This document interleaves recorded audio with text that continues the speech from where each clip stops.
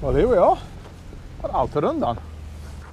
Now this year is a little bit different, and the reason for that is me and Alice are actually driving the Alterrundan. We normally watch it and film it and follow around, but this year I thought I'd take part.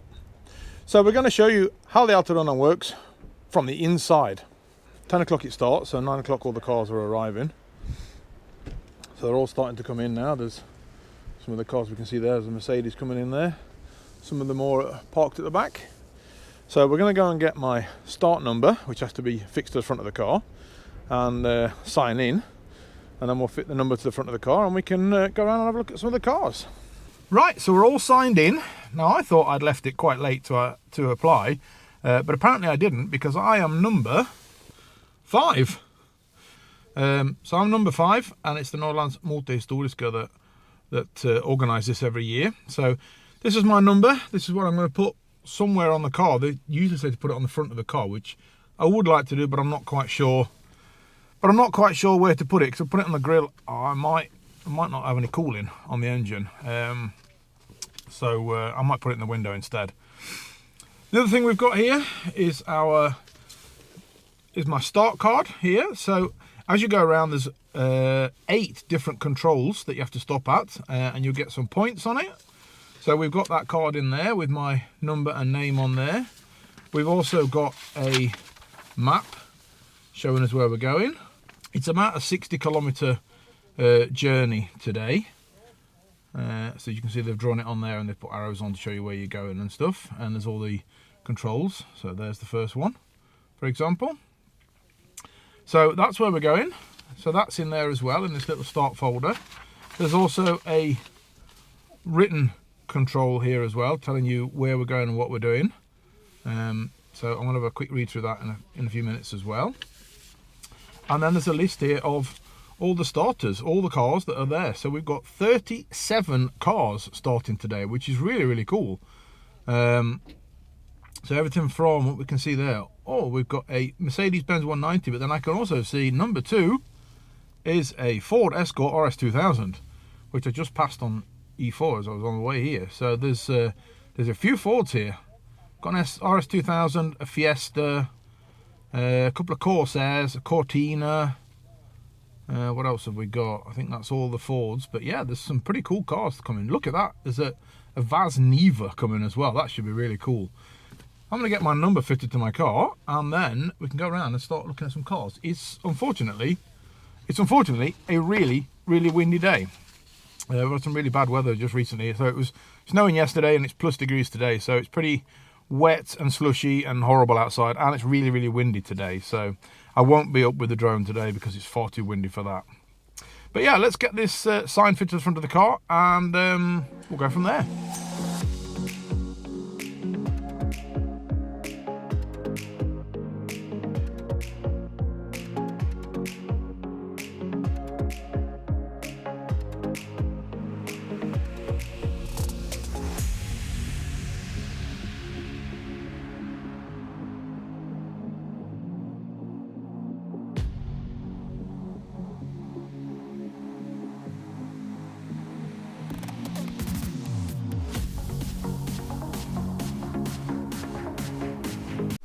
There we are, numbers all on. Probably not the best looking one, but I don't really know where else to put it. It covered up half the grill when I tried to put it in front of the grill, and I think the engine will boil if I put it there, and I don't have anywhere inside the car to hang it either. Some more cars turned up again. Cool cars, probably not the best for this kind of weather, but cool car. I suppose the only thing he's got going for him. One of the best things with this is the size of those rear tyres. They are enormous.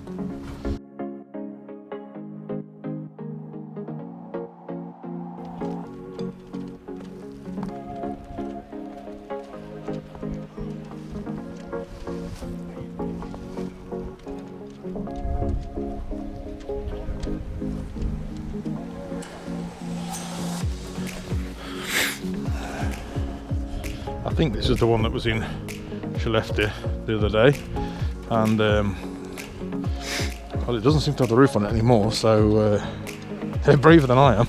I wouldn't drive around with the window open, but they're driving around with the roof off. Nice car, love that. Lovely little Ford. I like that. Nice wheels.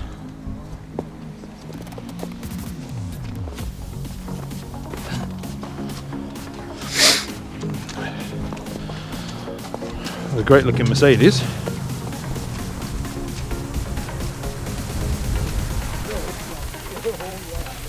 Renault 16, I don't think I've ever seen one of those before. And some nice little quirky Renault features with the three-wheel nuts. A little vent that you can open and close on the bonnet there. And these really cool door handles. I do like the door handles, they were quite cool.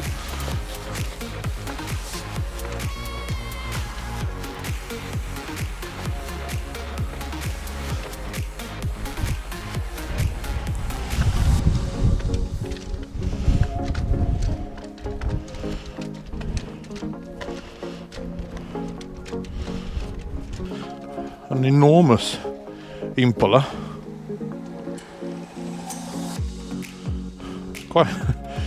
Quite good to see one of those out on the road in these wintry conditions. It's not the sort of a winter car you'd ever expect.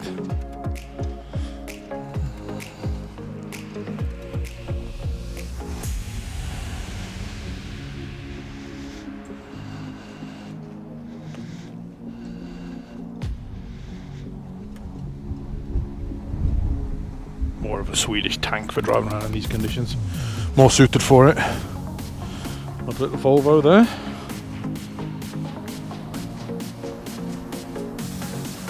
Lovely looking PV there. Look at that. What a beautiful car. Lovely colour. Another PV.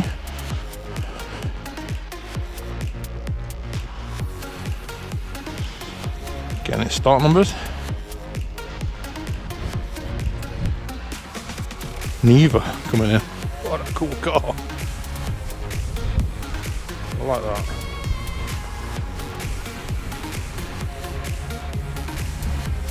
Definitely not a car for winter. Very cool. This is going to be fun to drive this one around today in this weather. It's got winter tyres, studded winter tyres on it, but that's a lot of horsepower through those tyres in these slippery conditions. A nice car. And a Jag. Getting its start number as well. We've seen this Jag before, but it's nice. I really like this Jag. And here we've got the Niva then. Probably the most suited car for these conditions today. And that is proper cool. I do like this.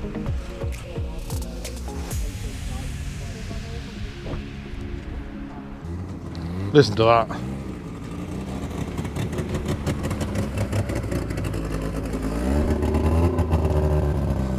I love that.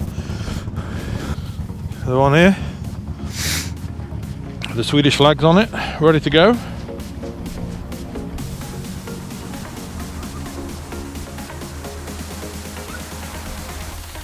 A Jeep Wrangler is one of my favourite cars. I always like these since they came out. I'd love to have one day.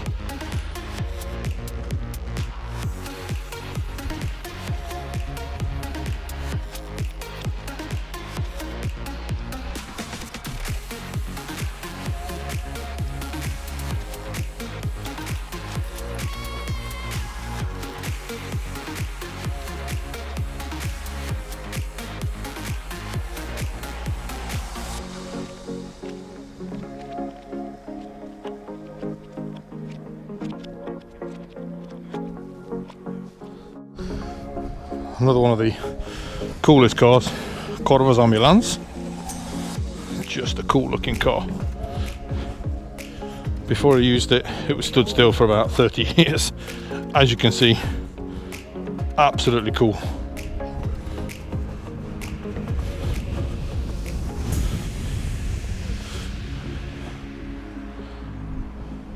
Right, so we just had the drivers meeting, and number 5, I'm ready to go now. One slight problem. I can't get out. in front of the shops, and somebody's parked their car right in front of mine, and I've got another car right behind it, so I can't actually get out to start driving. So I have to try and find the owner of that car and see if I can get out. Right, we're off eventually, and we've come behind these guys. These guys are amazing. Look at that, sitting driving in this weather. Well done. So we're at control number 1 now, and a set of questions to answer, and apparently I got 3 right, which kind of surprised me really.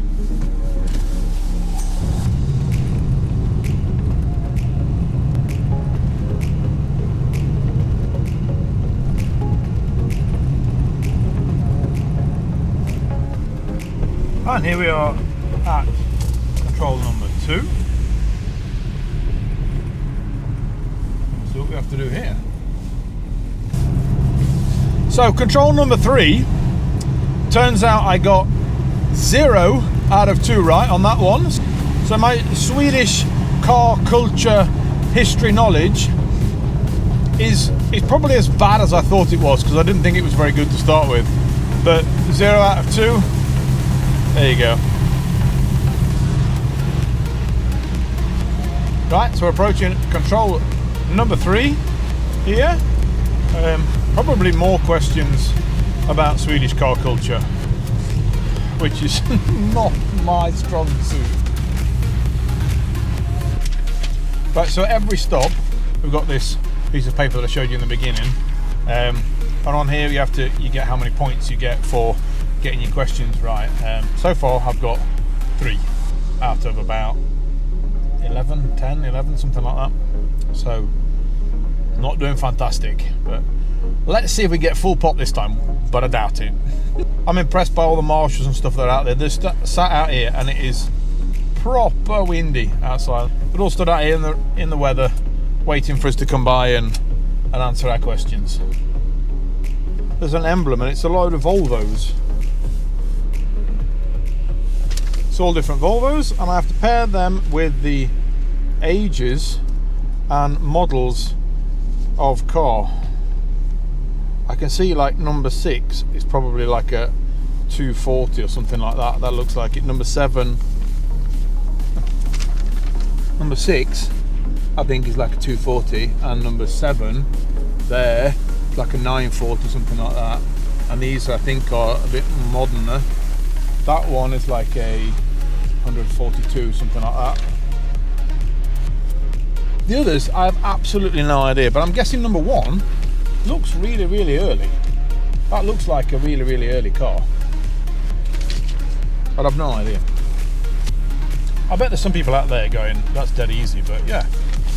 You let me know what you think. What year and model are they? We'll see how I get on.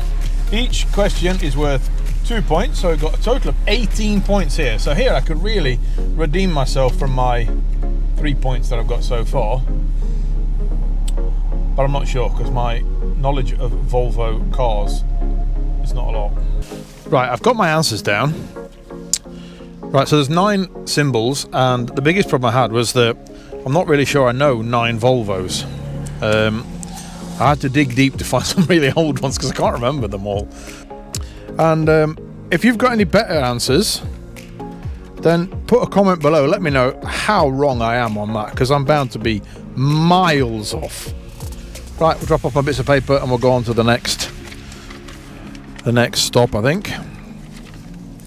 That was incredibly difficult. Okay, I don't feel too bad. I've just been told that a guy who worked at Volvo for 20 years said that was a really, really hard quiz. So I don't feel too bad that I'm not really sure of 9 Volvo models, but right, I can now reveal on that I got 2 half points right. So I got total 1 question right, which gave me 2 points, which is pretty much twice what I thought I'd get. So that again was incredibly difficult. Here we have control number 4.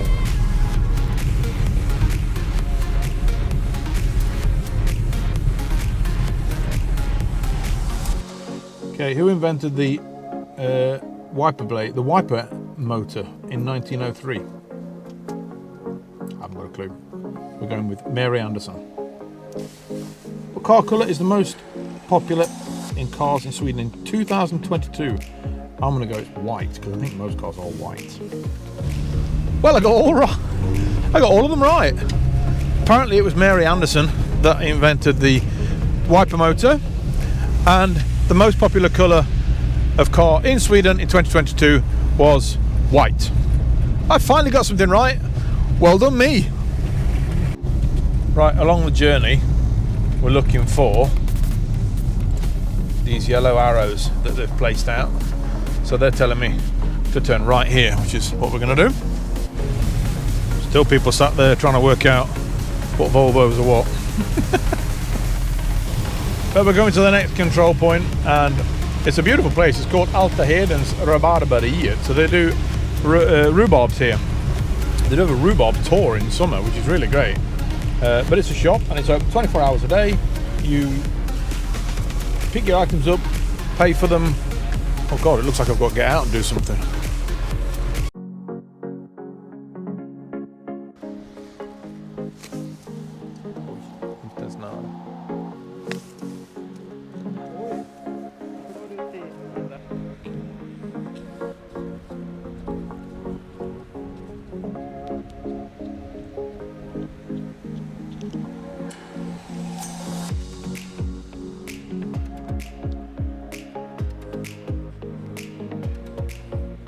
So this is Alterhedens Rabarberi. Now, there's no staff here working. It's not manned 24 hours.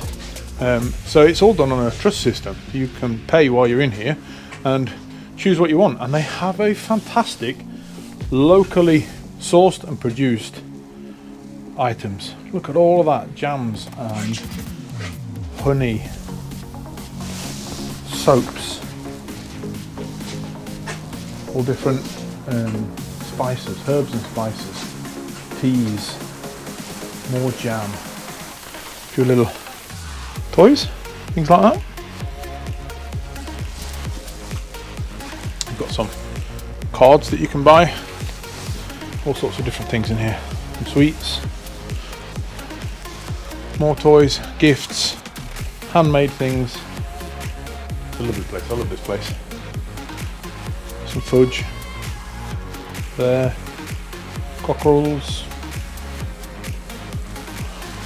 loads of this kind of handmade stuff. So for you non-Swedes, an idea what that is. It's used in the kitchen. Right, so this is what I bought. I've got some strawberry sweets there, a little elk keyring, some dried sausages. This is mini salami, and that's mini with the chili in it. And then we've got some reindeer snacks. It's reindeer meat, air dried with chili in it. That's what I've got from here.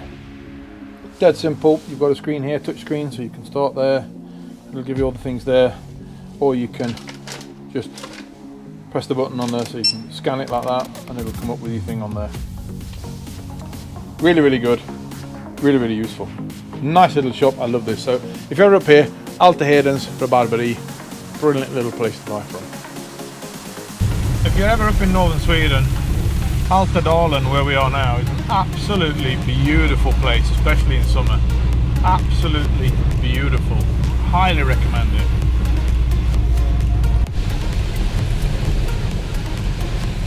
Number 6. 2 left.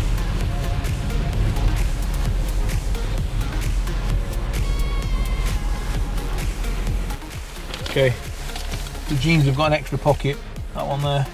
What's it for? Any ideas? Put a comment down below. Right, I don't know how many of you knew the answer, but my guess was, you know, jeans, cowboys, you might need an extra bullet. And that was my thought with it, so I thought it was for an extra bullet. No, it's not. It's not for an extra bullet.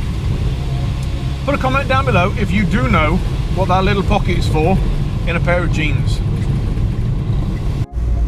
I must say this is probably the closest I'm ever going to get to actually driving a rally, because it's so hard to keep the car in any kind of a straight line. There's deep ruts in the road and all sorts of things. So it's really hard to keep the car going in a straight line. And this must be control number 7 then. So the next to last. Okay, this is Melody Festival, which is the Eurovision Song Contest. I have no idea. Right, Eurovision Song Contest, not very good. 2 people have won it 3 times, I think it was. Well, obviously I didn't get that one right because I have absolutely no idea. The other question was, if you're out driving a snow scooter and you see a black plastic bag tied to a stick or whatever somewhere, what does it mean? Now the answer to that question, I did know that one, to be honest.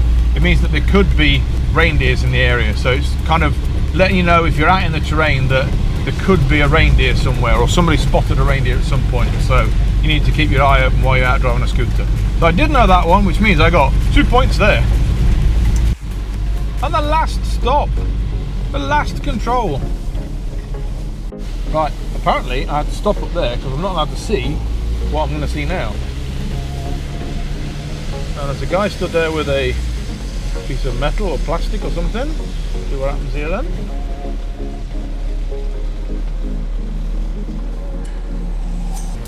Okay, so he's put a mark on my tyre. I've got to drive 1 whole revolution. How far is 1 revolution of a 13-inch tyre? That. What are they? Ah. How far do you roll with a 13-inch tyre? They put a mark on the tyre and then you have to roll 1 whole lap of the tyre. And obviously I can't see how far I've gone. So apparently I went 2 laps. But then again, apparently so did everybody else. So that's a really hard one, that one wasn't. So that was the last one. I'm going to park the car now and then we'll tally up and see how badly I did. Right, we're at the end now then. So I can see that I've got 3, 5, 9, 19, 21 points total. I don't think that's the top. In fact, I'm pretty sure it's probably at the bottom. But we're going to go and hand this score chart in now and eventually I'll find out how badly I did. So there we are, back at the start. Little Alice has done her first classic car rally. So that for me is the end of this film. I'm going to go in and find out just how badly I did. And I will put a comment down below as to just how badly I did in the general knowledge quiz, because I'm terrible at that sort of thing apparently. If you like this video, please press the like and subscribe button. This for me makes the start of the season really, when we can start to get the classic cars back out on the road, even though the weather is absolutely terrible out here. So a massive thank you to Alterrundan, the Norrlands motorhistoriker, for organising this. All of the people that were out on the road at the control stations in this bad weather. It's so windy out here and it's so cold, and they've done a fantastic job out there keeping the scores and keeping all the traffic going as quick as possible. So massive thank you to everybody that has put this all together, and I'm looking forward to probably next year as well. So thanks for watching. Don't forget to press the like and subscribe button. I'll see you in the next episode. Thanks a lot and bye bye.